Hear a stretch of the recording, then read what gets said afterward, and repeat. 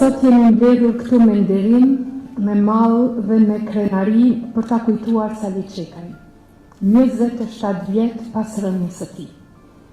Emri i tij dhe një vend të veçantë në historinë e luftës sonë për liri dhe në kujtesën shtetërore dhe kombëtare të Republikës së Kosovës.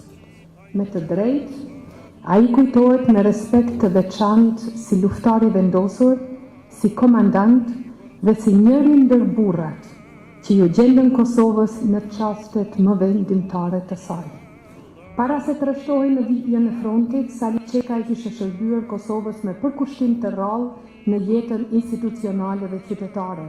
Ai kishte shërbyer si gjyqtar dhe si shef ekzekutiv i komunës Deçanit, pikërisht në atë kohë kur regjimi serb po shkatronte rendin juridik dhe institucional të Republikës Kosovës. Ai e mori kushtetutën e 7 shtatorit 1990 dhe e vuri në themel të punës së tij. Ky ishte një akt me peshë politike dhe shtetformuese. Ishte dëshmi se për Sali Çekajn Republika e Kosovës nuk ishte vetëm një aspirat, por një themel i përgjegjësisë dhe i shërbimit ndaj qytetarëve.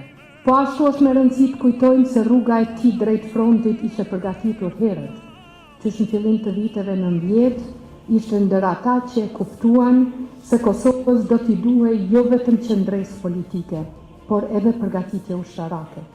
Përfshirja e tij në grupet e para servitore në Shqipëri, bashkë me Adem Jasharin, Zahir Pajazitin, shumë djemë të dinjitetshëm dhe të guximshëm të Kosovës, dëshmuan lartpamësinë, vendosmërinë dhe ndjenjën e hershme të detyrës që e karakterizonte. E kujtoj edhe një dimension shumë njerëzor të tij. Nga lufta përmes telefonit satelitor, na fliste jo për veten, na fliste për bashkëluftarët e tij. Na tregonte me admirim për guximin, mençurinë, disiplinën dhe aftësinë strategjike të luftarëve që ishin në vijën e frontit.